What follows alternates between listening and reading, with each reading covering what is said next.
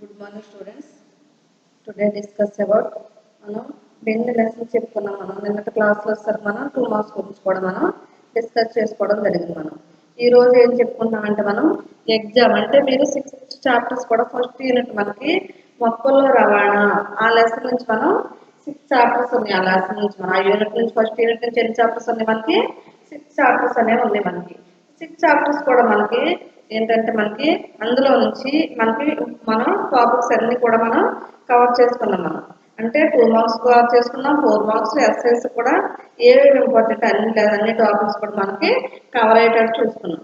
అందులో నుంచి ఈరోజు ఏంటంటే మనకి ఎగ్జామ్ పాయింట్ ఆఫ్ వ్యూలో అంటే పబ్లిక్ ఎగ్జామ్లో మనకి ఎలా వస్తాయి, ఏమేమి ఇంపార్టెంట్ క్వశ్చన్స్ ఏంటి అవన్నీ కూడా మనం చూసుకుందాం. అంటే ఆ 6 చాప్టర్స్ నుంచి కూడా ఇంపార్టెంట్ క్వశ్చన్స్ చూసుకున్న తర్వాత అప్పుడు మీకు కొన్ని క్వశ్చన్స్ నేను ఒక 30 మార్క్స్కి ఎగ్జామ్కి ఇస్తాను. మీరు అది ఏం చేస్తారంటే ఆ క్వశ్చన్స్ మీకు 30 మార్క్స్ ఇచ్చిన క్వశ్చన్స్ ఏం చేస్తారంటే ఆ 30 మార్క్స్ క్వశ్చన్స్ కూడా మీకు వాటి యొక్క ఆన్సర్లు నేను ఏవైతే క్లాస్లో చెప్పానో వాటి గురించి మీరు ఆన్సర్ నోట్ చేసుకోమని చెప్పి ప్రతిదీ మీకు కూడా నేను బోర్డు మీద రాయడం జరిగింది. ప్రతి పాయింట్ కూడా డయాగ్రామ్స్ సహా అవి ఏం చేస్తారంటే మీరు చూడకోకుండా ఒక బుక్ పెట్టి డేట్ వేయండి. ఈరోజు డేట్ వేసి ఏం చేస్తారు, ఎగ్జామ్ రాయండి.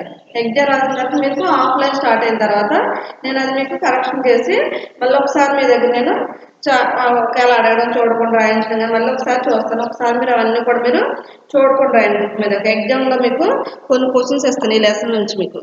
అది ఎగ్జామ్ మీరు చూడకుండా ఇంటి దగ్గర చదివి రాయండి. మీరు రాసిన తర్వాత నాకు మళ్ళీ మీరు ఎప్పుడు కాలేజీకి ఎప్పుడు వస్తారు అప్పుడు ఆఫ్లైన్ స్టార్ట్ అయిన తర్వాత నాకు ఆ బుక్ మీరు డేట్ వేసి నాకు చూపించాలి. నాకు క్వశ్చన్స్ ఇస్తాను, నోట్ చేస్తాను. 30 మార్క్స్ ఇస్తాను మీకు.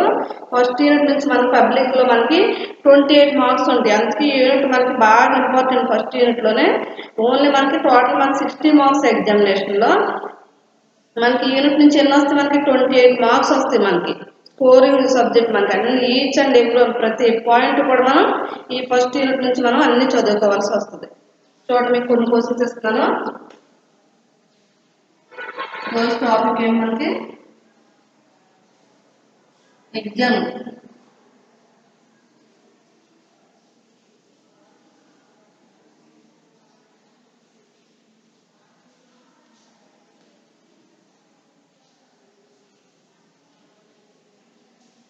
ఎగ్జామ్ క్వశ్చన్స్ మనకంటే ఎగ్జామ్ సంబంధించిన మనకి క్వశ్చన్స్ మనకి మీకు చెప్తున్నాను. ఎగ్జామ్ సంబంధించిన క్వశ్చన్స్ మీకు చెప్పడం జరుగుతుంది. ఫస్ట్ క్వశ్చన్ మనకి ఎన్ని మార్క్స్ మీకు ఈ రోజు నేను ఎగ్జామ్ ఇచ్చేది 30 మార్క్స్ మీకు ఎగ్జామ్ పెడతాను. మీకు ఎన్ని మార్క్స్ 30 మార్క్స్.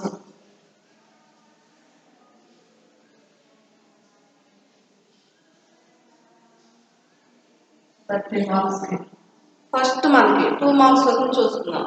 ఈ 30 మార్క్స్ ఎలా ఇస్తారంటే మీకు 2 మార్క్స్ క్వశ్చన్స్ వస్తారు. మనకి 5 క్వశ్చన్స్ ఎన్ని ఇస్తారు మీకు 2 marks 5 questions 2 marks plus 4 marks వచ్చేసరికి మనకి 3 ఎస్ఐ వచ్చేసరికి ఒక ఎస్ఐ మీకు 30 మార్క్స్ మనకి కవర్ అవుతున్నాం కదా. 2 మార్క్స్ చూడండి. ఫస్ట్ మీకు 2 మార్క్స్ వస్తుంది.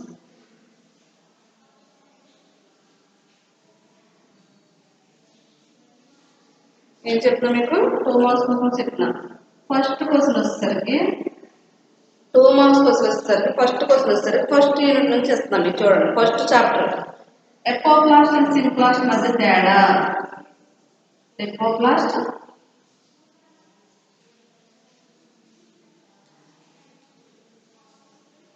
మరియు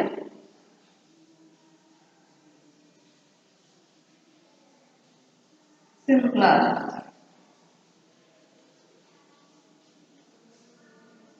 ఎపోక్లాస్ట్ సింప్లాస్ట్ మధ్య తేడా ఏమిటి?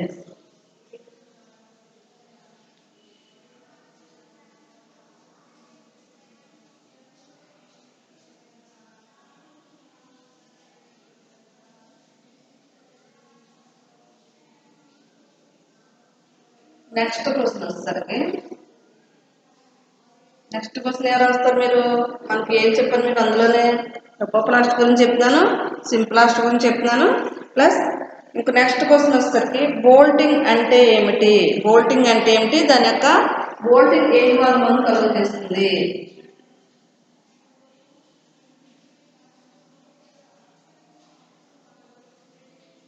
మోల్డింగ్ అంటే ఏంటి?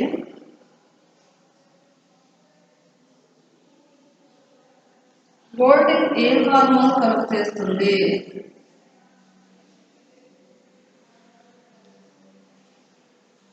ఏ హార్మోన్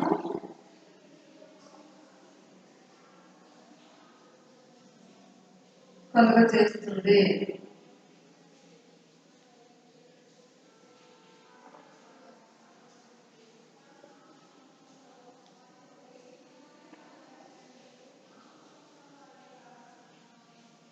ఏంటన్నా బోల్టింగ్ అంటే ఏమిటి? బోల్టింగ్ ఏ హార్మోన్ కలుగ చేస్తుంది? నెక్స్ట్ థర్డ్ వన్ వచ్చేసరికి ఏంటంటే నెక్స్ట్ థర్డ్ క్వశ్చన్ వచ్చేసరికి థర్డ్ యూనిట్ ఎంజైమ్ చాప్టర్ నుంచి థర్డ్ చాప్టర్లో ఎంజైమ్ యూనిట్ నుంచి క్వశ్చన్ చూసుకుందాం. ఎంజైమ్లో ఏం చెప్పాను? ఎపో ఎంజైమ్ అంటే ఏంటి? సహకారకం. ఎపో ఎంజైమ్ సహకారకం మధ్య భేదాన్ని తెలపండి.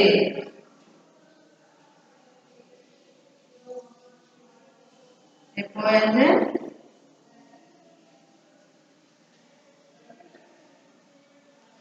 సహకారకం మధ్య భేదాన్ని తెలపండి.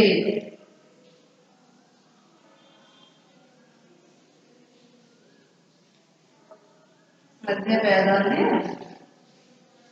తెలపండి. ఎపో ఎంజైమ్ సహకారకం మధ్య భేదాన్ని తెలపండి. ఫోర్త్ క్వశ్చన్ వచ్చేసరికి ఏంటంటే ఫీడ్బ్యాక్ నిరోధకత అంటే ఏమిటి? ఏంటమ్మా ఫీడ్బ్యాక్ నిరోధకత అంటే ఏమిటి?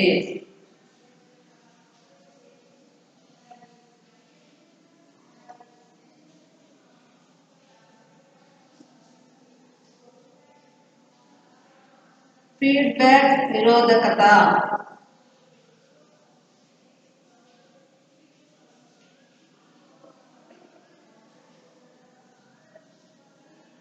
ఫీడ్బ్యాక్ నిరోధకత అంటే ఏమిటి?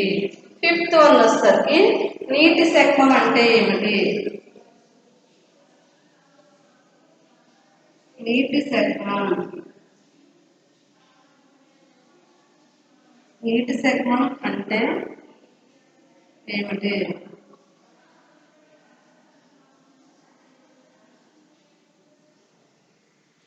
శుద్ధ జలంలోని నీటి శక్మం విలువ ఎంత?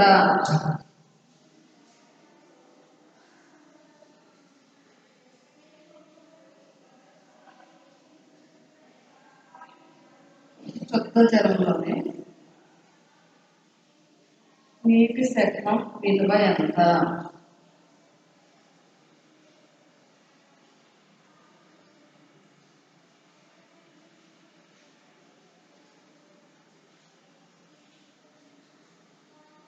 శుద్ధ జలంలోని నీటి శక్మం ఎంత? 5 క్వశ్చన్స్ మీకు 5 into 2 10 మార్క్స్. ఎన్ని మార్క్స్ నానా?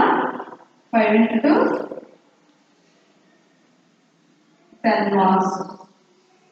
ఇంకా మిగిలిన 30 మార్క్స్ ఎన్ని మార్క్స్ ఉంటాయి? రిమైనింగ్ 20 మార్క్స్ ఉంటాయి. నెక్స్ట్ క్వశ్చన్ వచ్చేసరికి ఎస్ఐ క్వశ్చన్. సిక్స్త్ క్వశ్చన్ ఏంటి? సిక్స్త్ క్వశ్చన్ వచ్చేసరికి 4 మార్క్స్ రాసుకున్నాం. 4 మార్క్స్లో వచ్చేసరికి ఫస్ట్ చాప్టర్లో బాష్పోత్సేకం అంటే ఏంటి? బాష్పోత్సేకంలో బాష్పోత్సేకం గురించి చదువుకున్నాము. ఫస్ట్ నీటి సేకం గురించి చదువుకున్నాము. ప్లస్ బాష్పోత్సేకం ఆవశ్యకమైన అనర్థం వివరించండి. ఏంటనేది బాష్పోత్సేకం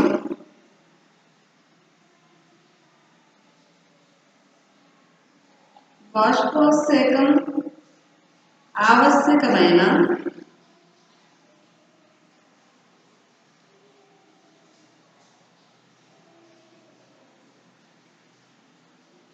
అనర్థం వివరించండి.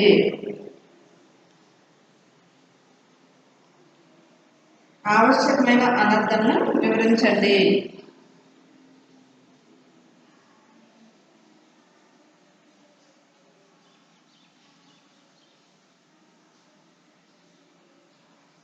నెక్స్ట్ 7th క్వశ్చన్ వచ్చేసరికి ఎంజైమ్ చర్య యాంత్రికం గురించి వివరించండి. ఎంజైమ్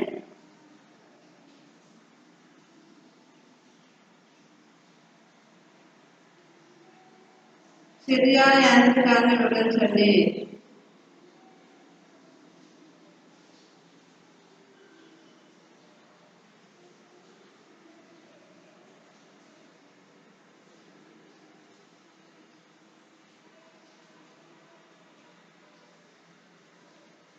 ఎంజైమ్ చర్య యాంత్రికాన్ని వివరించండి. 8th క్వశ్చన్ వచ్చేసరికి మనకి ఏమన్నా 8th క్వశ్చన్ వచ్చేసరికి ఆర్గన్స్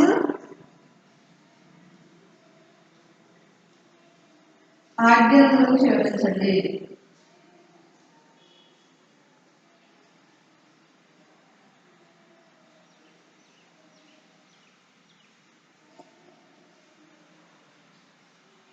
మనం ఏం చూసుకున్న 4 మార్క్స్ వచ్చేసరికి 3 క్వశ్చన్స్ 3 into 4 12 మార్క్స్. ఎన్ని మార్క్స్ అయినా 12 మార్క్స్. 9th క్వశ్చన్ వచ్చేసరికి ఎస్ఐ క్వశ్చన్ గ్లైకాలసిస్ దాని యొక్క పాత్ర గురించి.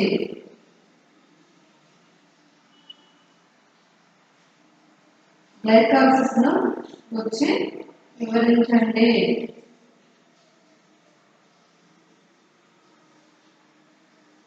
గ్లైకాలసిస్ ను వచ్చి వివరించండి.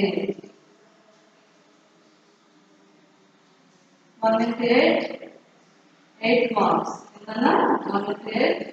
8 మార్క్స్. టోటల్ ఏదైనా మనకి 30 మార్క్స్ మీకు ఎగ్జామ్ పేపర్ క్వశ్చన్ ఇచ్చాను. ఎగ్జామ్ పేపర్ ఇచ్చాను మీకు. అంటే యూనిట్లో మనకి వెరీ వెరీ ఇంపార్టెంట్ చాప్టర్ ఇది. మనకి వెరీ వెరీ ఫస్ట్ యూనిట్ అనేది మనకి సెకండ్ ఇయర్లో మనకి బాగా మోస్ట్ ఇంపార్టెంట్. 28 మార్క్స్. 28 మార్క్స్ మీకు కావాలంటే ఇలాంటి టెస్ట్లు మీరు 30 మార్క్స్ టెస్ట్లు ఎన్ని రాయాలంటే మీరు మ్యాక్సిమం 5 అన్న రాస్తే మీరు 28 మార్క్స్ ఈజీగా గ్యాదర్ చేయగలుగుతారు. మీరు ఏ క్వశ్చన్ ఇచ్చినా సరే ఎగ్జామ్ పాయింట్ ఆఫ్ వ్యూలో మీరు అటెండ్ చేయగలుగుతారు. మీరు ఇది ఎప్పుడు చెప్పినప్పుడు కూడా మీరు చూడకుండా రాయండి. ఒకటికి 10 బుక్ చూసి ఇంటి దగ్గర ఉన్నాం కదా మేడం చూడరు ఎవరు చూడరు కదా అని చూసి రాయడం మాత్రం చేయొద్దు. ఎవరికి వాళ్ళు చదవండి. నీట్గా ఒక వైట్ బుక్ తీసుకుని డేట్ వేసి ఎగ్జామ్ 1 అని పెట్టండి. ఎగ్జామ్ 1 అని పెట్టి ఈ క్వశ్చన్స్ మీరు ఒక్కదాని కొట్టి 2 మార్క్స్ ఎన్ని ఇచ్చాను మీకు 5 ఇచ్చాను. 5లో ఏంటి మన ఫస్ట్ క్వశ్చన్ ఎపోప్లాస్ట్ మరియు సింప్లాస్ట్ మధ్య తేడా రాయండి. ఎపోప్లాస్ట్ సింప్లాస్ట్ గురించి కూడా చెప్పాను మీకు. ఎపోప్లాస్ట్ అంటే మీరు ఒక్కసారి మీకు పైన దాని గురించి చెప్తాను. ఒకసారి క్వశ్చన్స్ అన్నిటి గురించి ఒకసారి వాటి గురించి చూడండి. ఎపోప్లాస్ట్ సింప్లాస్ట్ అంటే ఏం చెప్పాను? ఎపోప్లాస్ట్ అంటే కణకవచాలు కణకవచాలు కణాంతర అవకాశాల మధ్య జరుగుతుంది. ఎపోప్లాస్ట్ ఎక్కడ జరుగుతుందనా కణకవచాలు కణాంతర అవకాశాల మధ్య అనేది మనకి జరుగుతుంది ఎపోప్లాస్ట్ అనేది. అదే సింప్లాస్ట్ ఎక్కడ జరుగుతుంది? మనకి ఓన్లీ కణద్రవ్యంలో మాత్రమే జరుగుతుంది. ఎక్కడ జరుగుతుందమ్మా? కణద్రవ్యంలో మాత్రమే జరుగుతుంది. ప్లస్ నెక్స్ట్ వచ్చేసరికి బోల్టింగ్ అంటే ఏమిటి? బోల్టింగ్ ఎక్కడ జరుగుతుంది మనకి? బోల్టింగ్ ప్రక్రియ అనేది ఎక్కడ జరుగుతుంది మనకి అమ్మా? బోల్టింగ్ అంటే ఏమిటి? బోల్టింగ్ అనేది ఎక్కడ జరుగుతుంది చెప్పాలి. మీకు ఒకసారి చెప్పాను మొన్న బోల్టింగ్ గురించి కూడా చెప్పడం జరిగింది మీకు. బోల్టింగ్ అంటే ఏంటి, అగ్రాధిక్యత అంటే ఏంటి, ఇంకా వాటిలో క్వశ్చన్స్ కూడా మనం చాలా చూసుకున్నాం. బోల్టింగ్ అంటే ఏమిటి? బోల్టింగ్ అంటే మనకి ఎక్కడ జరుగుతుంది? మనకి ప్లాంట్స్లో మనకి బోల్టింగ్ ప్రక్రియ అనేది మనకి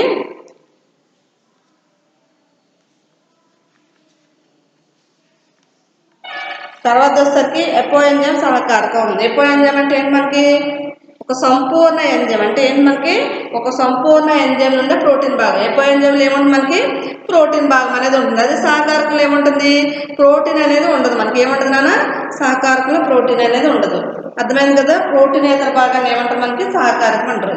ఎపో ఎంజైమ్ అంటే ఏంటి? మనకి ఒక సంపూర్ణ ఎంజైమ్లో ఉండే ప్రోటీన్ భాగాన్ని మనకి ఎపో ఎంజైమ్ అని కూడా అంటారు. ఫీడ్బ్యాక్ నిరోధకత అంటే ఏంటి? మనకి ఫీడ్బ్యాక్ నిరోధకత అంటే వరుసగా గొలుసులాగా ఉండే మనకి ఎంజైమ్ ఉత్పత్తి చర్యలలో అంతే ఉత్పన్నం అవుతుంది. ఏమవుతుంది మనకి? అది అంతే ఉత్పన్నం అవుతుంది. మనకి జీవక్రియలోని హోమియోస్టాటిక్ ఏంటి? మనకి అది జీవక్రియలోని హోమియోస్టాటిక్ నియంత్రణలో భాగంగా ఇది మొదటి చర్యలను ఏం చేస్తుంది? ఎంజైమ్ అనేది నిరోధిస్తుంది. వరుసగా గొలుసు చర్య ఏంటి? మనకి అంత్య ఉత్పన్నం దగ్గర నుంచి మనకి మొదటి చర్యలను దేన్ని నిరోధిస్తుంది? మనకి ఎంజైమ్ అనేది నిరోధిస్తుంది. గొలుసు చర్య అని నేను చెప్పాను ఒకసారి. గ్లూకోజ్ 6-ఫాస్ఫేట్ అలాగే స్టార్టింగ్ ప్రోడక్ట్ నుంచి ఎండింగ్ ప్రోడక్ట్ అంటే అంత్య ఉత్పన్నం దగ్గర ఏమవుతుంది? మనకి జీవక్రియలోని హోమియోస్టాటిక్ ఉత్పన్నం వల్ల మనకి ఏం జరుగుతుంది? మొదటి చర్యలోని ఎంజైమ్ అనేది నిరోధిస్తుంది. దీన్ని ఏమంటారు? మనకి ఫీడ్బ్యాక్ నిరోధకత అంటారు. అంటే మొదటి చర్యలను ఎంజైమ్ నిరోధించేదాన్ని ఏమంటారు మనకి ఫీడ్బ్యాక్ నిరోధకత. అది ఎలా ఉంటుంది మనకి ఒక చైన్ రియాక్షన్ లాగా ఫామ్ అవుతుంది, అంటే ఒక పులుసు లాగా ఫామ్ అవుతుంది. అది నీటి శాఖం అంటే ఏం చెప్పాను మీకు, నీటి శాఖం అంటే ఏం చెప్పాను మీకు, నీటి శాఖం అంటే మనకి ఎక్కడ జరుగుతుంది, మనకి ఒక రసాయనంలో జరిగేదాన్ని ఏమంటారు మనకి నీటి శాఖం అంటే ఒక రసాయనంలో జరిగేదాన్ని మనకి నీటి శాఖం అంటారు. శుద్ధ జలంలో నీటి శాఖం విలువ ఎంత అంటున్నాము అంటే నీటిలో మనం ఏం చేస్తాం, ఏదైనా ఒక ద్రావతాన్ని కలిపామనుకో దాని నీటి శాఖం ఏమవుతుంది ఆటోమేటిక్గా పడిపోతుంది. ఏమవుతుందన్నా ఆటోమేటిక్గా దాని యొక్క నీటి శాఖం విలువ అనేది ఏమవుతుంది మనకి పడిపోతుంది. అంటే ఒక ద్రావతాన్ని కలిపినప్పుడు, అదే మనకు ద్రావతాన్ని కలిపినప్పుడు ఏమవుతుంది అక్కడ దాని యొక్క శుద్ధ జలం నీటి శాఖం విలువ మనకి 0 కింద సూచించవచ్చు. మనం ఎంత మనకి దాని విలువ 0, అంటే ఎప్పుడు కూడా నీటి శాఖం విలువ కాన్స్టెంట్గా అలాగే ఉంటుంది 0. ఎప్పుడైనా మనం ఏదైనా ద్రావతాన్ని కలిపామనుకో దాని యొక్క నీటి శాఖం విలువ ఆటోమేటిక్గా పడిపోతుంది. అంటే ఒక రసాయనంలో జరిగే ఒక రసాయన ప్రక్రియలో జరిగేదాన్ని అంటే ఏంటంటే మనకి నీటి శాఖం అంటే, నీటి శాఖం అంటే ఏం చెప్పాను మీకు, నీటి శాఖం అనేది ఒక సాపాక్ష కొలమానం. ఇది నీటి చలనాన్ని తెలుసుకోవడంలో ఉపయోగపడుతుంది. ఏంటి మనకి నీటికి రసాయన శాఖమానికి మధ్య ఉండే తేడా, అంటే నీటికి రసాయన శాఖమానికి మధ్య ఉండే నీటి తేడాని ఏమంటే మనం నీటి శాఖం కింద చెప్పవచ్చు. అర్థమైంది కదా. తర్వాత వచ్చేసరికి ఏంటి మీకు బోల్టింగ్ అంటే ఏంటి చెప్పలేదు మీరు ఇందాక. బోల్టింగ్ అంటే ఏంటి, బోల్టింగ్ అనేది ఎక్కడ జరుగుతుంది మనకి, బోల్టింగ్ ఎక్కడ జరుగుతుందన్నా, బోల్టింగ్ ప్రక్రియ అనేది ఎక్కడ జరుగుతుంది అది మనం ఏ లెసన్లో చెప్పుకున్నాం, మనం ఏ లెసన్లో చెప్పుకున్నాం బోల్టింగ్ అంటే ఏంటది, ఆర్జిన్స్ చాప్టర్లో చెప్పుకున్నాము లేకపోతే 3rd చాప్టర్లో చెప్పుకున్నామా, 6th చాప్టర్ నుంచి మనం చెప్పుకున్నాం. బోల్టింగ్ అంటే అదే ఆకారంలో ఉంటుందని చెప్పాను, రోజేటి ఆకారంలో ఉంటుందని చెప్పాను. ఏ ఆకారంలో ఉంటుందని చెప్పాను మీకు, రోజేటి ఆకారంలో ఉంటుందని చెప్పాను. అది ఎలా ఉంటుంది, బీట్రూట్ క్యాబేజీ ఎందులో ఉంటుంది అన్నది, బీట్రూట్ క్యాబేజీ అనేక ఇతర మొక్కల పుష్పోత్పత్తిని ముందు కణుపు మధ్యమాలు పొడవ పెరిగే స్థితిని ఏమంటారు అంటే కణుపు మధ్యమాల్లో ముందే పుష్పోత్పత్తి ముందే, అంటే పుష్పం రాక ముందే కణుపు మధ్యమాలు ఉంటాయి కదా మనకి, అంటే రూట్ క్యాబేజీ బీట్రూట్ వీటిలోనే చూసారా, అది పుష్పం రాకముందే పుష్పోత్పత్తి ముందే ఆ కణుపు మధ్యమాలు ఎలా ఉంటుంది అనే పొడవు అనేది పెరుగుతుంది. ఆ స్థితిని ఏమంటారు మనకి బోల్టింగ్ అంటారు. ఏమంటారు, బోల్టింగ్ అంటారు. అంటే బోల్టింగ్ ప్రక్రియ అంటారు. దానికి ఏ హార్మోన్ కలుగజేస్తుంది, అది జిబ్బరెల్లిన్ అనే హార్మోన్ కలుగజేస్తుంది. ఏ హార్మోన్ కలుగజేస్తుందమ్మా, జిబ్బరెల్లిన్ అనే హార్మోన్ని కలుగజేస్తుంది. అదే బోల్టింగ్ ప్రక్రియ. బోల్టింగ్ అంటే ఏం చెప్పాను మీకు, ఏది ఏ ఆకారంలో ఉంది, రోజెట్టి ఆకారంలో ఉంటుంది. అది ఎక్కడ ఉంటుంది మనకి, బీట్రూట్ క్యాబేజీ, బీట్రూట్ క్యాబేజీ అలాంటి అట్లా మనకి ఎక్కువ ఉంటుంది. అది పుష్పోత్పత్తికి ముందే కణుపు మధ్యమాల పొడవు పెరిగే స్థితిని ఏమంటారు మనకి బోల్టింగ్ అంటారు. ఏ హార్మోన్ కలుగజేస్తుంది, జిబ్బరెలిన్ అనే హార్మోన్ మనకు అది కలుగజేస్తుంది. బాష్పోత్సేకం అవసరమైన అనర్థం. బాష్పోత్సేకం అంటే ఏంటి మీకు ఏం ఫస్ట్లో చెప్పాను మీకు. బాష్పోత్సేకం అంటే ఏంటి, మనకి నీరు ఆవిరి రూపంలో మారిపోతుంది. అంటే వాటర్ ఎవాపరేట్ అయిపోతుంది. ఎవాపరేట్ అయిపోయి ఎక్కడ కలుస్తుంది మనకి, అది వాతావరణంలో కలిసిపోతుంది. ఎక్కడ కలుస్తుందమ్మా, అది వాతావరణంలోకి అనేది కలిసిపోతుంది మనకి. దాని యొక్క ఆవశ్యకమైన అనార్థం, అసలు ఆవశ్యకమైన అనార్థం ఏంటంటే ఇది ఎక్కువగా మనకు శోషణకు రవాణాకు కావాల్సిన బాష్పోత్సేకరణను సృష్టిస్తుంది. అది బాష్పోత్సేకరణ అంటే ఏంటి, ఇదేంటి మనకి శోషణకి రవాణాకి కావాల్సిన బాష్పోత్సేకర్షణ అని సృష్టిస్తుంది. అసలు బాష్పోత్సేకరణ అంటే ఏంటి, ఒక మనకి ప్లాంట్ ఉంటుంది, మనకి ఇది ప్లాంట్ తీసుకున్నాం మనం. ఈ ప్లాంట్ లో మనకి రూట్స్ అనుకో, ఈ వాటర్ ఏమవుతుంది, రూట్స్ అబ్జర్వ్ చేసుకుంటుంది. ఇక్కడ వాటర్ మన సాయిల్ లో రూట్స్ అనేది మనకి వాటర్ అబ్జర్వ్ చేసుకుంది. వాటర్ ఎప్పుడైతే అబ్జర్వ్ చేసుకున్న వాటర్ ఏమవుతుంది మనకి కిందే ఉండిపోదు కదా, ఉండిపోకుండా పైకి ఏం చేస్తుంది మనకి వాటర్ మనకి రూట్స్ లో నుంచి స్టెమ్ అంటే దారు కణాల నుంచి మనకి లీఫ్ లో ప్లాంట్ పాట్స్ లో మనకి వాటర్ అనేది మనకి తోయబడుతుంది, అంటే నెట్టబడుతుంది.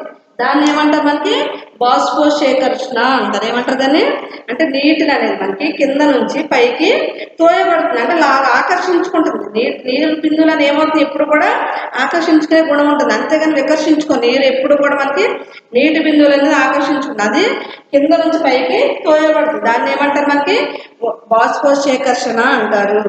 నెక్స్ట్ దాని యొక్క అనర్థాలు ఏంటి, కిరణజన్య సంక్రియ జరుపుకున్నప్పుడు ఇవి ఎక్కువగా ఏమవుతుంది, దాని యొక్క ఆవశ్యకత అనేది అసంతుష్టంగా కనిపిస్తుంది మనకి. అర్థమైంది కదమ్మా. ఎంజైమ్ చర్య యాంత్రికం. ఎంజైమ్ యొక్క మెకానిజం గురించి చూసుకుంటే ఎంజైమ్ సబ్స్ట్రేట్ అంటే ఈ ఎంజైమ్ సబ్స్ట్రేట్ అంటే ఎంజైమును నిరోధకం, ఈ రెండు అంటే అదస్త పదార్థం నిరోధకం రెండు కూడా మనకి ఏమవుతాయి, మనకి ఒకదానితో ఒకటి కలిసి ఈఎస్ కాంప్లెక్స్ అంటే enzyme substrate complex. ES complex అనేది ఏర్పడడం వల్ల తర్వాత ఏం ఫామ్ అవుతుంది మనకి అంటే ఇది ఎక్కువ టైంలో మనకి హైలీ స్పీడ్ అంటే ఎక్కువ టైంలో మనకి ఏమవుతుంది మనకి అవి రెండు కూడా మనకి ఏమవుతుంది కలుస్తున్నాయి అంటే ఒకదానితో బైండ్ అయ్యి ఈఎస్ కాంప్లెక్స్ అనేది ఏర్పడుతుంది. దాని నుంచి మళ్ళీ మనకి షార్ట్ లివ్డ్ అంటే తక్కువ టైంలో మనకి ఏమవుతుందంటే ఈ ఎంజైమ్ సబ్స్ట్రేట్ కూడా మనకి ప్రోడక్ట్ తో కలిసిపోతుంది. సబ్స్ట్రేట్ ఎందులో కలిసిపోతుంది మనకి ప్రోడక్ట్ తో కలిసి సబ్స్ట్రేట్ అనేది సపరేట్ అయిపోవడం వల్ల ఈ ఎంజైమ్ అనేది దేంతో కలుస్తుంది ప్రోడక్ట్ తో కలుస్తుంది తక్కువ టైంలోనే కలిసిపోవడం వల్ల ఈ ఎంజైమ్ ప్రోడక్ట్ అనేది మనకి ఏర్పడుతుంది. మళ్ళీ ఆ రెండు కూడా ఏమవుతుంది మళ్ళీ ఎంజైమే ప్రోడక్ట్ కింద రెండు కూడా మనకి సపరేట్ అయిపోతాయి. అదే మనం ఎంజైమ్ చర్య ఒక మెకానిజం అది మనకి. అది వచ్చేసరికి ఆర్జిన్స్ గురించి కూడా చెప్పుకున్నాం. ఆర్జిన్స్ అంటే ఏంటి మనకి ఆర్జిన్స్ అంటే ఏం చెప్పుకున్నాం మనం ఆర్జిన్స్ జిబ్రెలిన్స్ సైటోకైనిన్స్ ఎథిలిన్ గురించి చెప్పుకున్నాం. విత్తన సుప్తావస్థ గురించి చెప్పుకున్నాం మనం. అందులో ఏ లెసన్ చెప్పుకున్నాం అవి 6th చాప్టర్ ఫస్ట్ యూనిట్ లో లాస్ట్ చాప్టర్ మనకి ఆర్జిన్స్ అంటే ఏంటి జిబ్రెలిన్స్ అంటే ఆర్జిన్స్ అంటే ఏంటి మనకి ఇవి ఆర్జిన్లను పుష్పోత్పత్తిని ప్రేరేపించడానికి ఉపయోగపడతాయి. ఏంటి మనకి ఇవి ఆర్జిన్స్ అనే మనకి పుష్పోత్పత్తిని ప్రేరేపిస్తాయి. అంటే టమోటా పైనాపిల్ ఉంటుంది కదా మనకి పైనాపిల్లో యాపిల్లో వస్తారు మనకి ఏంటంటే యాపిల్లో ఇది పుష్పోత్పత్తిని ఆర్జిన్స్ అనే మనకి పుష్పోత్పత్తిని ప్రేరేపించడానికి మనకి ఉపయోగపడతాయి మనకి ఆర్జిన్స్ అనేవి. నెక్స్ట్ వచ్చేసరికి మనకి ఏంటంటే ఆర్జిన్స్ వచ్చేసరికి ఇది ఎక్కడ దొరుకుతుంది మనకి కాండ ఛేదనాల నుంచి అంటే కాండ ఛేదనాల నుంచి వేర్లు ఏర్పడేటట్లు ఇవి ఆర్జిన్స్ అనేవి చేస్తాయి. ఈ పద్ధతి ఎక్కడ ఉంటుంది మనకి కాండ ఛేదనాల నుంచి వేర్లు అనేవి ఏర్పడతాయి. ఈ పద్ధతి ఎక్కడ చేస్తారు మనకి ఎక్కడ చేస్తారు ఉద్యానవనంలో చేస్తారు. ఎక్కడ మనకి ఉద్యానవన కృషి ఆటల్లో మనకి ఇవి కాండ ఛేదనాల నుంచి వేర్లు ఎలా ఏర్పడతాయి మనం వాళ్ళు ఆచరిస్తున్నారు అనమాట. అలాగా తర్వాత వచ్చేసరికి ఆర్జిన్స్ ఏంటి మనకి ఫలాలు పత్రాలు కూడా మనకి ఏమవుతుంది ప్రథమ దశలోనే రాలిపోకుండా ఈ ఆర్జిన్స్ అనేవి మనకి ఉపయోగపడతాయి. ఏంటి మనకి ఫలాలు పత్రాలు కూడా మనకి ప్రథమ దశలోనే రాలిపోకుండా ఇవి నిరోధిస్తాయి మనకి. నెక్స్ట్ పాయింట్ వచ్చేసరికి ఏంటి ఆర్జిన్లు అనిషేక ఫలాన్ని ప్రేరేపిస్తాయి. ఏం చేస్తే మనకి అనిషేక ఫలాన్ని ప్రేరేపిస్తాయి. అంటే ఎగ్జాంపుల్ ఏం తీసుకున్నాం టమోటా ఈ ఆర్జిన్స్ ఏం చేస్తే టమోటాలో మనకి ఈ ఫలాలన్నీ రాలిపోకుండా మనకి ఆర్జిన్స్ అనేవి మనకి నిరోధిస్తుంది. దాన్ని ఏమంటారు మనకి అనిషేక ఫలనం అంటారు. నెక్స్ట్ వచ్చేసరికి 2,4-D అంటే 2,4-D అనేది ఏంటి మనకి ద్విదళ బీజ కొలక మొక్కల్లో మనకి చేసే గుల్మనాశనకాలుగా ఉపయోగపడుతుంది. ఏంటి మనకి ద్విదళ బీజ మొక్కల్లో ఉంటుంది గుల్మనాశనగా విరివిగా కూడా దీన్ని ఉపయోగిస్తారు. అంటే పచ్చిక బయలులోను ఇవన్నీ కూడా మనకి ఈ మైదానాల్లో కూడా ఇవి ఎక్కువగా 2,4-D అంటే ఆర్జిన్లు ద్విదళ బీజ మొక్కల్లో నాశనం చేసే గుల్మనాశనగా కూడా వీటిని విరివిగా కూడా 2,4-D అనేది మనకి వాడతారు మనకి ఆర్జిన్స్ లో మనకి. అర్థమైంది కదమ్మా. ఇవి 2 మార్క్స్ క్వశ్చన్స్ 4 మార్క్స్ క్వశ్చన్స్. అలాగే ఎస్ఐలో వస్తారు గ్లైకాలసిస్ ఎన్ని రియాక్షన్స్ ఉంటాయని చెప్పాను మీకు 10 రియాక్షన్స్ ఉంటాయని చెప్పాను. గ్లైకాలసిస్ అనేది మనకి ఎక్కడ జరుగుతుంది మనకి గ్లైకాలసిస్ అనేది మనకి వాయురహిత శ్వాసక్రియలో మాత్రం జరుగుతుంది. గ్లైకాలసిస్ ఎవరు కనుక్కున్నారని చెప్పారమ్మా మీకు మెయిల్హా పర్నాస్ ఎండెన్ అనే శాస్త్రవేత్తలు జర్మనీ శాస్త్రవేత్తలు మనకి కనుక్కున్నారు గ్లైకాలసిస్ ని. గ్లైకాలసిస్ అంటే మనకి ఏంటి గ్లైకిస్ అంటే ఏంటి చక్కెర అదే లైసిస్ అంటే విచ్చిత్తి ఈ రెండింటిని కలిపి ఏమంటారు మనకి గ్లైకాలసిస్ అంటారు. గ్లైకాలసిస్ అంటే ఏంటి మనకి రెండు పైరువేట్ అణువులు పాక్షికంగా ఆక్సీకరణం చెంది ఏమంటారు మనకి రెండు పైరువేట్ అణువులు ఏం చేస్తే మనకి పాక్షికంగా ఆక్సీకరణ చెంది గ్లైకాలసిస్ అనేది మనకి పాక్షికంగా ఆక్సీకరణ చెంది ఏం ఏర్పడుతుంది మనకి రెండు పైరువేట్ అణువులను ఏర్పరుస్తుంది. చెప్పాను కదా మీకు గ్లైకాలసిస్ అనేది మనకి 6th కార్బన్ కాంపౌండ్ అది ఆక్సీకరణం చెంది ఏం చేస్తుందన్నా రెండు పైరువేట్ అణువులు మనకి ఏర్పడుతుంది. అంటే 3rd carbon compound 3 carbon compounds కింద మనకి రెండు పైరువేట్ అణువులుగా మనకి విచ్ఛిన్నం చెందుతుంది మనకి అది ఆక్సీకరణం చెందడం వల్ల. అదే గ్లైకాలసిస్ గురించి దాంట్లో మనం 10 రియాక్షన్స్ గురించి కూడా మనం చూసుకోవడం జరిగింది. ఇవి క్వశ్చన్స్ మీకు ఒకసారి మీ పైన మళ్ళీ ఒకసారి గుర్తు చేశాను. ఇవన్నీ కూడా బాగా చదివి మీరు ఎగ్జామ్కి మీరు అటెండ్ రాయండి. మీరు ఒక బుక్ పెట్టి రాయండి. అందరు బుక్స్ కూడా నేను చెక్ చేయడం జరుగుతుంది. అర్థమైంది కదమ్మా. ఒకసారి నోట్ చేసుకోండి క్వశ్చన్స్ అన్ని కూడా నోట్ చేసుకోండి. నెక్స్ట్ టాపిక్ వెళ్దామని నోట్ చేసుకున్నానా క్వశ్చన్స్ అన్ని నోట్ చేసుకోండి.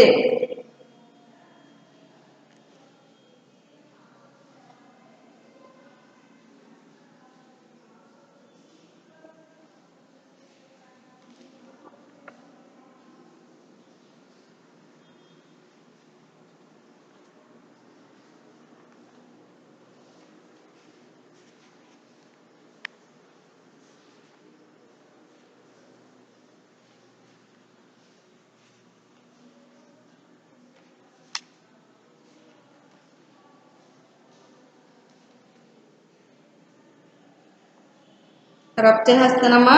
నెక్స్ట్ టాపిక్ వెళ్దాం.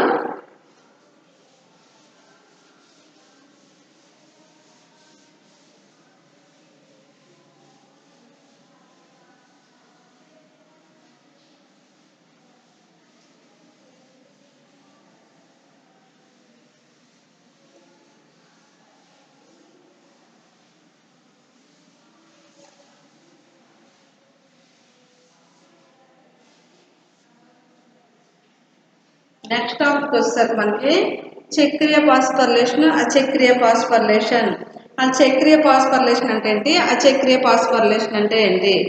చక్రీయ పాస్పర్లేషన్ అంటే ఏంటి? మనకి ఎక్కడ జరుగుతుంది? మనకి ఓన్లీ మనకి ఆవర్ణిక పట్లికలో మనకి PS1 లో మాత్రమే జరుగుతుంది. ఎక్కడ జరుగుతుంది అనేది? ఆవర్ణిక పట్లికలో PS1 లో మాత్రమే జరుగుతుంది. ఇందులో PS2 అనేది మనకి ఉండదు. ఎందులో ఉండదు? మనకి చక్రీయ పాస్పర్లేషన్ లో ఫోటో సిస్టమ్ 2 అనేది ఉంటుంది. అదే అచక్రీయ పాస్పర్లేషన్ ఏముంటుందన్నా ఫోటో సిస్టమ్ 1 ఉంటుంది, 2 కూడా 2 అనేది మనకి ఉండడం జరుగుతుంది. అంటే ఫోటో సిస్టమ్ 1 ఉంటుంది, 2 కూడా 2 ఉంటాయి మనకి. ఇందులో చక్రీయ పాస్పర్లేషన్ వచ్చేసరికి ఓన్లీ PS1 మాత్రమే జరుగుతుంది, PS2 అనేది ఉండదు. అంటే PS2 ఎందుకు ఉండదు మనకి? ఇందులో ఏమవుతుందంటే మనకి ఒక సైకిల్ లాగా మనకి ఎలక్ట్రాన్స్ అనే మనకి యాక్సెప్టర్ ద్వారా మనకి ఎందులోకి వెళ్తుంది? మనకి ఎలక్ట్రాన్ సిస్టమ్ నుంచి మళ్ళీ PS1 లో తిరిగి వస్తే మనకి ఎక్కడి నుంచి వెళ్తే మనకి లైట్ రియాక్షన్ నుంచి ఎక్కడికి వెళ్తే కాంతి నుంచి ఎక్కడికి వెళ్తే మనకి PS1 లోకి వెళ్తే ఎలక్ట్రాన్స్ అనేవి యాక్సెప్టర్ ద్వారా వెళ్ళి మళ్ళీ మనకి ఎలా వస్తాయి అంటే ఎలక్ట్రాన్స్ అన్నీ కూడా PS1 నుంచి మళ్ళీ తిరిగి ఎలక్ట్రాన్ సిస్టంలోకి వచ్చేస్తాయి. మనకి ఎలక్ట్రాన్ ట్రాన్స్పోర్ట్ సిస్టంలోకి వచ్చి మళ్ళీ ఎక్కడికి వెళ్ళి కలిస్తే మనకి అవన్నీ కూడా ఎలక్ట్రాన్స్ అనేవి లైట్ రియాక్షన్లోకి మళ్ళీ కలుస్తాయి మనకి. అవి అక్కడికక్కడ ఎలక్ట్రాన్స్ అన్నీ కూడా మనకి ఒక యాక్సెప్టర్ ద్వారా మనకి అక్కడికక్కడ ఒక సైకిల్ లాగా మనకి ఫామ్ అవుతాయి. అదే చక్రీయ పాస్పర్లేషన్ అది ఎలా వస్తాయి మనకి? అచక్రీయ పాస్పర్లేషన్ ఎలా వస్తాయి? PS2 నుంచి PS1కి వెళ్తాయి. ఎలక్ట్రాన్ యాక్సెప్టర్ ఎక్కడి నుంచి వెళ్తుందన్నా PS2 నుంచి లైట్ రియాక్షన్లో ఏముంటుంది? మనకి క్లోరోప్లాస్ట్ అనేది ఉంటుంది. ఎందులో ఉంటుందన్నా క్లోరోప్లాస్ట్లో నుంచి ఎలక్ట్రాన్స్ అనేవి మనకి P680 నానోమీటర్స్ లెంత్ నుంచి, అంటే మనకి లైట్ లెంత్ ఉంటుంది, దాని యొక్క లెంత్ P680 నానోమీటర్స్ లెంత్ అనేది ఉంటుంది. అదే PS1 నుంచి P700 నానోమీటర్స్ లెంత్, అంటే P680 నానోమీటర్స్ లెంత్ నుంచి లైట్ రియాక్షన్ దగ్గర నుంచి ఎలక్ట్రాన్ యాక్సెప్టర్ ద్వారా మనకి ఏమవుతాయి? మనకి అవి మళ్ళీ కింద నుంచి అంటే అప్ నుంచి అంటే పై నుంచి ఎలక్ట్రాన్స్ అన్ని కూడా మళ్ళీ మనకి కిందకి వెళ్తాయి. అంటే అప్ హిల్ నుంచి డౌన్ హిల్కి అనేది మనకి ఎలక్ట్రాన్స్ అనేవి మనకి ట్రాన్స్పోర్ట్ అవుతాయి. అంటే ఒక జెట్ స్ట్రీమ్ పద్ధతి ద్వారా మనకి జరుగుతుంది. అంటే ఇది ఒక జెట్ షేప్ లో మనకి జరుగుతుంది. అంటే PS2 నుంచి PS1కి ఇది ఒక ఎలక్ట్రాన్ అంటే మనకి లైట్ నుంచి పైకి వెళ్తుంది ఫస్ట్ ఎలక్ట్రాన్స్ అనేవి, తర్వాత మళ్ళీ మనకి ఎలక్ట్రాన్ సిస్టమ్ లోకి వస్తుంది. దీని నుంచి మళ్ళీ మనకి PS1కి అనేవి ఎలక్ట్రాన్స్ అనేవి చేరుతుంది. అక్కడికి వెళ్ళిన తర్వాత ఆ ఎలక్ట్రాన్స్ అన్ని కూడా ఎక్కడికి వచ్చేస్తాయి? బయటికి NADP+ లోకి వచ్చేస్తాయి. ఎక్కడికి వస్తున్నానా? NADP+ లో బయటకు వచ్చేస్తాయి ఎలక్ట్రాన్స్ అన్ని కూడా. వచ్చిన తర్వాత మళ్ళీ ఎలక్ట్రాన్స్ ఎక్కడికి చేరుతాయి? మళ్ళీ NADP+ నుంచి NADH+H+ లోకి ఎలక్ట్రాన్స్ అన్ని కూడా మళ్ళీ బదిలీ అవుతుంది. మళ్ళీ NADP+ నుంచి NADH+H+ లోకి ఎలక్ట్రాన్స్ అన్ని కూడా మనకి బదిలీ అవుతాయి. అర్థమైంది కదా? ఎక్కడ మనకి P680 నానోమీటర్స్ లెంత్ నుంచి P700 నానోమీటర్స్ అంటే PS2 నుంచి PS1 అనేది ఎలక్ట్రాన్స్ అనే మనకి లైట్ రియాక్షన్ నుంచి మనకి ఒక జిగ్జాగ్ మేనర్ లో మనకి అది ఎలక్ట్రాన్స్ అనే మనకి ఒక జెట్ షేప్ లో మనకి అవి ఎలక్ట్రాన్స్ అనే మనకి ట్రాన్స్పోర్ట్ అవుతాయి. అది PS2 అంటే చక్రీయ పాస్పర్లేషన్ కి అచక్రీయ పాస్పర్లేషన్ కి తేడా. PS అంటే ఏంటి? మనకి ఫోటో సిస్టమ్ 1, ఏంటి మనకి ఫోటో సిస్టమ్ 1, ఫోటో సిస్టమ్ 2. అంటే మనకి చెర్లన్నీ కూడా మనకి ఎక్కడ జరుగుతాయి అంటే ఎరుపు కాంతి గల అంటే 700 నానోమీటర్స్ దగ్గర ఉన్న ఎరుపు కాంతిలోకి మనకి ఇవి లభించినప్పుడు ఎక్కడ వెళ్తాయి? మనకి PS1 ఉన్న చర్యా కేంద్రకంలోని ఎలక్ట్రాన్లన్నీ కూడా ఉత్తేజితమవుతాయి. ఇవి ఏమవుతాయి? అక్కడ వేరొక గ్రహిత అణుకు రవాణా అవుతాయి. ఎక్కడ అవుతాయి? మనకి ఇవన్నీ కూడా PS1 లో చేరి వేరే గ్రహిత అంటే మనకి NADP+ నుంచి NADH+H+ గ్రహితలోకి ఈ ఎలక్ట్రాన్స్ అన్ని కూడా ఏమవుతాయి? మనకి బదిలీ అవుతాయి అనమాట మనకి. అదే మనకి ఎక్కడ దొరుకుతుంది? మనకి అచక్రీయ పాస్పర్లేషన్. అదే చక్రీయలోకి వచ్చేసరికి PS2 అనేది మనకు ఫోటో సిస్టమ్ 2 అనేది మనకి అసలు అందులో కనిపించదు. మనకి ఓన్లీ PS1 మాత్రమే ఉంది. అంటే ఇది అక్కడికక్కడ ఒక వలయం లాగా మనకి ఫామ్ అవుతుంది. PS1 లో మాత్రం చర్యావంతంగా ఉన్నప్పుడు మనకి అది కాంతి వ్యవస్థ లోపలే ఎలక్ట్రాన్స్ అన్ని కూడా మనకి అంటే ఒక లైట్ రియాక్షన్ అన్ని కూడా ఎలక్ట్రాన్స్ అన్ని కూడా ఎక్కడ జరుగుతాయి మనకి ఆ కాంతి వ్యవస్థలోనే జరుగుతాయి మనకి ఎలక్ట్రాన్స్ అన్ని కూడా ఎక్కడ జరుగుతాయి మనకి ఆ కాంతి వ్యవస్థలోనే చక్రీయ ఎలక్ట్రాన్ రావడం అనేది మనకి జరగడం జరుగుతుంది అంటే ఆ ఎలక్ట్రాన్స్ అన్ని కూడా ఒక కాంతి వ్యవస్థలోనే మనకి PS1 లో జరుగుతాయి మనకి అంతేగాని PS2 లో మాత్రం జరగదు చక్రీయ ఫాస్ఫోరిలేషన్ ఓన్లీ PS1 లో మాత్రమే అది కూడా కాంతి వ్యవస్థ లోపలే మనకి ఒక సైకిల్ లాగా మనకి ఎలక్ట్రాన్స్ అనేవి మనకి ట్రాన్స్పోర్ట్ అవుతూ ఉంటాయి మనకి అది చక్రీయ ఫాస్ఫోరిలేషన్కి అచక్రీయ ఫాస్ఫోరిలేషన్కి